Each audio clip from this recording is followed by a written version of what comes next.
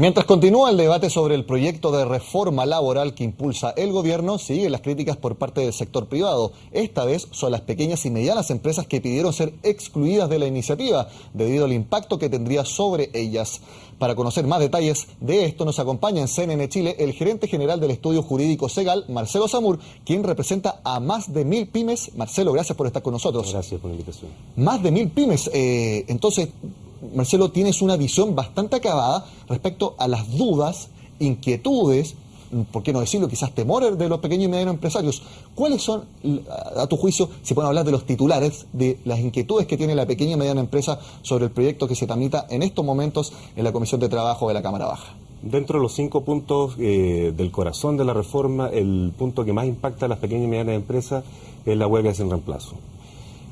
Suponiendo una empresa con 15 trabajadores, donde existe un sindicato que se forme con un quórum de 8 trabajadores, se voten a huelga la parte operativa, si no tienen derecho a reemplazo y la huelga se declara indefinida, es técnicamente el fin de esa pequeña y mediana empresa. El fin de esa pequeña y mediana empresa, según la percepción, es porque no tiene las espaldas financieras para soportar un día sin trabajo y por lo tanto quizás sin ingresos, o también porque un día sin trabajar las pymes son proveedoras de grandes empresas o de medianas empresas. Significa que esas medianas empresas dicen, a ver, están en huelga, lo siento, no me sirven como proveedores, me voy a un competidor. ¿Son esas dos razones? ¿Cuál es exactamente?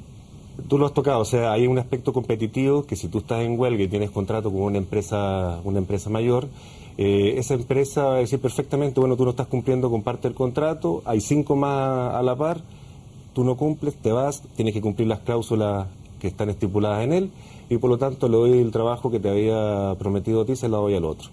Y por el otro lado, como no tienen las espaldas financieras generalmente, el cuánto tiempo pueden durar sin prestar el servicio principal es relativo a cada realidad financiera.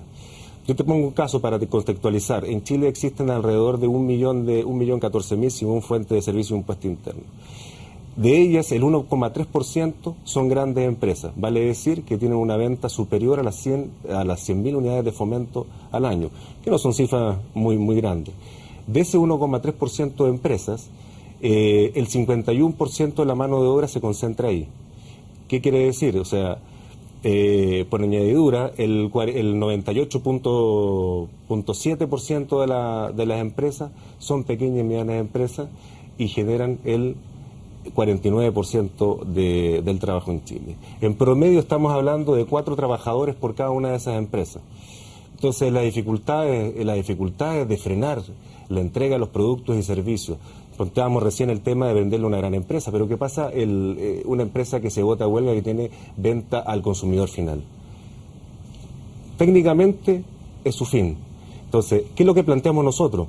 No planteamos hacer una excepción con los trabajadores, pues no podemos crear categoría de trabajadores, claro. Un trabajador de grande empresa y una categoría de pequeño empresario. ¿Por qué? No podemos hacer la diferenciación que se hizo la reforma tributaria con la aplicación de un artículo del 14 ter, donde el que dejaba de percibir, en este caso, era el fisco a través de una rebaja tributaria.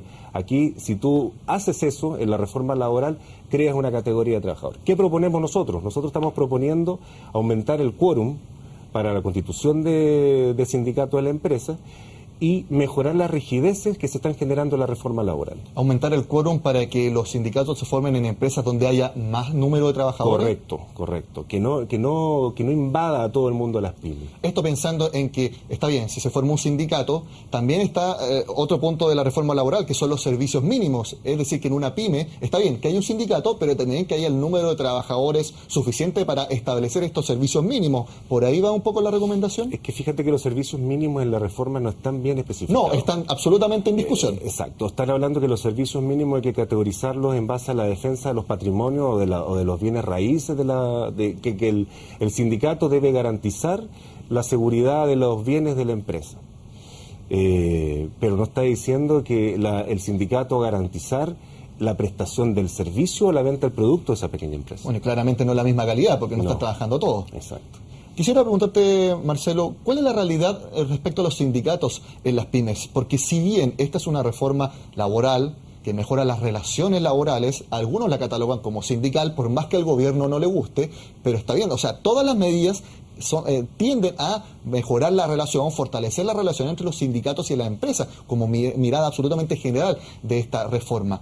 ¿Cuántos sindicatos hay en las pymes? O sea, del 100% de las pymes, ¿cuántos realmente tienen un sindicato? No. Porque hay pymes que tienen 2 trabajadores, 5 trabajadores, 10 trabajadores. Es mínimo, es mínimo. Hoy día la negociación que se produce en la pyme es casi directa. Son organizaciones bastante planas, no existen estructuras de recursos humanos. O sea, nadie tampoco con esta obligación te están obligando a generar sindicatos a la empresa. Lo que pasa es que al existir una titularidad sindical, el dueño del beneficio del sindicato, y al no poder, el trabajador que no esté sindicalizado, no va a tener el beneficio de manera automática. O sea, te están obligando de alguna forma a sindicalizarte. Por otro lado está el tema de la adaptación laboral. Que nos parece fantástico. Si podemos explicarle un poco a las personas también que nos están escuchando, ¿de qué se trata en concreto esta adaptabilidad laboral? La adaptabilidad laboral consiste en, son pactos que modifican los temas legales dentro de la empresa. Estamos hablando de horarios de trabajo, algunos beneficios, por ejemplo, para los trabajadores más jóvenes. Pero el problema de la norma es que lo rigidiza y lo hace inviable. ¿Por qué? Porque está pidiendo que al menos un 30% de los trabajadores de la empresa se encuentran incluidos en el sindicato para adoptar la medida de la adaptación. Y en caso de no existir aquello, existe una mayoría de un 50% más uno, una mayoría absoluta, de parte de los trabajadores de manera individual negociando con el empleador. O sea, 30% de los trabajadores, teniendo en cuenta que actualmente la sindicalización no llega más allá del 10% o 15%, como mucho. O sea, la idea es muy buena, pero va a ser una ley estéril. Entonces hay que hacer las adaptaciones. Si la reforma laboral no es mala, la reforma laboral como concepto per se es excelente, si hay que hacer una reforma laboral en Chile. Pero incluso esta reforma laboral como está planteado hoy día no favorece a los trabajadores. Hay que buscar, hay que darle tiempo, hay que madurar la reforma, hay que incluir las indicaciones, hay que escuchar a la gente. Yo en las últimas semanas he escuchado las voces de los representantes de pymes, de emprendedores, incluso vimos un video por ahí donde salía el presidente de la Asociación de Emprendedores junto a otros gremios del sector privado. ¿Y cuál era el mensaje? Si con esta reforma laboral la pyme desaparece. Él solo dijo textualmente el presidente de la conferencia de mercados detallistas, Rafael Cuncille. En ese sentido quisiera preguntarte, corresponde, también ellos han pedido que las pymes salgan, que sean excluidas de esta reforma laboral. Ese es el mensaje, ese es el camino que están buscando las pymes, los emprendedores en la discusión de este proyecto, que simplemente se les deje afuera. Se plantea que se les deje fuera, pero según nuestro punto de vista como estudio jurídico Segal, creemos que es inviable hacer 2 categorías o 2 castas de trabajadores. Lo que sí debemos hacer es generar una mayor brecha para poder defender a este tipo de empresas. Con la reforma tributaria también tuvimos la misma discusión. Muchas pequeñas y medianas empresas contrataron, por ejemplo, servicios como los que ustedes ofrecen, porque era realmente muy complicada entender la reforma tributaria. De hecho, hasta ahora también sigue siendo bastante complicada y hay que ser un verdadero experto en algún sector en particular para entender verdaderamente sus efectos. ¿Está sucediendo lo mismo actualmente? ¿Las pymes no están entendiendo? Peor aún. ¿No? Es peor. Lo que está pasando en la reforma laboral es peor. O sea, nadie entiende nada. Yo creo que ni los expertos entienden. Porque imagínate, cuando 800 y tantas indicaciones, no sabemos lo que se va a generar finalmente. O sea, es un tema mayor. Y lo que tú decías respecto a la reforma tributaria sí pudo haber hecho un capítulo especial para las pequeñas y medianas empresas. Acá definitivamente no se va a poder generar un capítulo especial. O se deja fuera o se aumentan los quórum para darle un trato preferencial. Porque la idea, yo creo que más que pensar en excluir a las pymes, lo que tenemos que tratar de hacer como país es hacer que las pymes se vayan convirtiendo en medianas y grandes empresas. Esa es la tendencia, pero no empezar a eliminarla.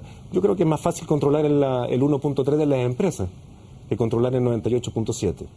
Durante la reforma tributaria y también ahora la reforma laboral se ha dicho que las pymes, por más que representen, estoy tirando una cifra simplemente, 95% del empleo en nuestro país, no tienen peso en la discusión misma, en las comisiones, en las cámaras, ya sea la cámara alta que es el Senado o en la Cámara de Diputados. Eso es algo también que lo ven, que si no es porque Los grandes empresarios dicen, ojo, preocúpense de las pymes. Si no fuera por eso, simplemente la voz de las pymes no tienen efecto real en la conformación de estos proyectos. Es que la voz pyme es algo similar a lo que usan los políticos en campañas políticas de la clase media. Es un concepto medio difuso. Imagínate que el rango de constitución de una pyme es de venta de 1 hasta 100.000 unidades de fomento. Entonces, hay una disparidad, hay una composición tan etérea que uno no la puede captar. Es muy difícil asociar a una pyme. Calcula que la Cámara de Comercio tiene asociados, tiene socios 2.000 pymes o 2.000 empresas. Y dentro de las 2.000 empresas, el 60% deben ser pequeñas y el resto son las grandes. Entonces, ¿cómo asocias a las pymes para que sean una voz válida? ¿Cómo la visibilizas? Nosotros hemos tratado de hacer de ser una voz legítima para poder visibilizar el problema de las pymes. De hecho, tengo entendido que ustedes planean hacer un seminario próximamente. Sí. Vamos a ver entonces si es que las pymes, que obviamente contratan a tantas personas, necesitan ser representadas en este proyecto, uno de los emblemáticos del gobierno de Michelle Bachelet. Y vamos a ver también cómo sigue este proyecto luego del cambio de gabinete, que vamos a ver entonces este lunes a las 9 de la mañana. Marcelo Zamur, muchas gracias por habernos acompañado. Muchas gracias a usted. Bueno, y con esta entrevista, para saber cómo le afecta a las pymes el proyecto de reforma laboral, hacemos una pausa y ahora viene el programa iChile, así que no se muevan de nuestra compañía. Nos vemos.